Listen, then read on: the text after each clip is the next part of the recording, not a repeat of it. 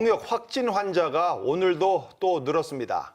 지금까지는 소아병원에 입원했던 환자들이었는데 이번엔 외래 진료를 받던 남자 아기까지 감염됐습니다. 이런 가운데 대전시의 뒤늦은 방역 조치와 이제야 휴진을 결정한 환자 발생 병원에 비난이 쏟아지고 있습니다. 최은호 기자입니다.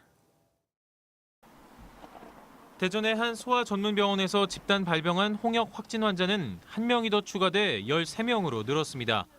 지난 4일 해당 병원에 외래 진료로 왔던 13개월 된 남자 아기입니다. 홍역 확진을 받은 10개월 된 아기가 외래 진료를 왔을 때 같은 공간에 있다 감염된 겁니다.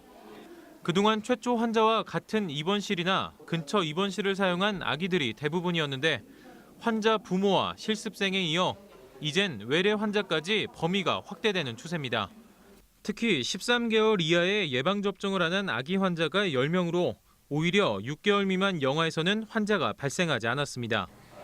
예방접종 시기가 안 된 6개월 이상 12개월 미만 아기들이 특히 위험한 이유입니다.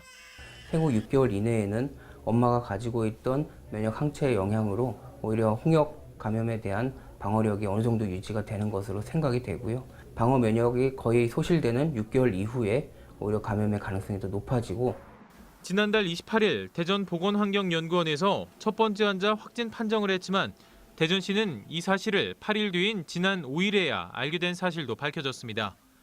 보건소에서 접촉자를 관리했다고 해명했지만 소아병원에 대한 진료 중단 등 적극적인 조치가 빨리 이뤄졌다면 홍역 확산을 막을 수 있었다는 지적입니다.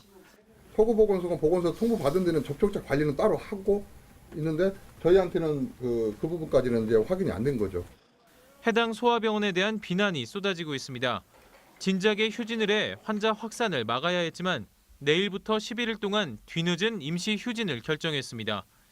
이런 가운데 대전의 선별진료 의료기관 7곳의 응급실과 감염관리실엔 홍역이 의심된다며 검사가 가능한지 문의하는 전화로 업무가 마비될 정도입니다.